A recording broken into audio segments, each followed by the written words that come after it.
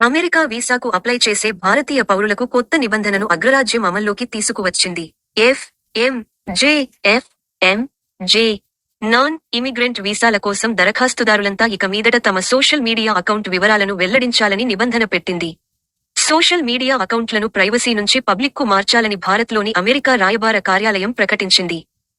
ఈ కొత్త నిబంధనలు తక్షణమే అమల్లోకి వచ్చినట్టు తెలిపింది. అమెరికా చట్టాలకు అనుగుణంగా దరఖాస్తుదారుల సామాజిక మాధ్యమాలను పరిశీలించేందుకు అనుగుణంగా మార్పులు చేయాలని ఇండియాలోని యుఎస్ ఎంబసీ ఆ ప్రకటనలో పేర్కొంది.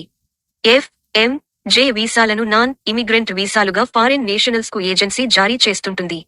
అకాడమిక్ స్టూడెంట్ల కోసం ఎఫ్ వీసాలు, వొకేషనల్ స్టూడెంట్ల కోసం ఎం వీసాలు, రీసెర్చర్లు, స్కాలర్కు, ఇంటర్న్ సహా ఎక్స్చేంజ్ విజిటర్ల కోసం జే వీసాలు జారీ చేస్తుంటారు.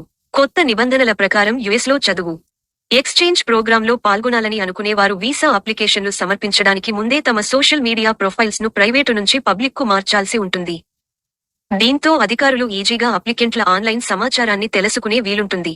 అయితే అప్లికెంట్లు తమ ప్రొఫైల్ను ఎంతకాలం పబ్లిక్లో ఉంచాలనే దానిపై అధికారులు స్పష్టత ఇవ్వలేదు.